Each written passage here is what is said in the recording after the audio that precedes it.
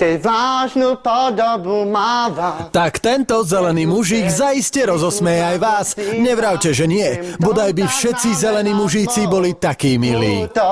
A nájdi sa chodili vesmena. A stále sa mi chceš bláznil. Celkom on. A možno stal by s mojím som.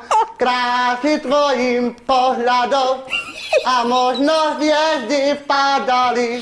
Keď moje oči plakali a možno mám veľmi rád, tak mi to nechcel dokázať.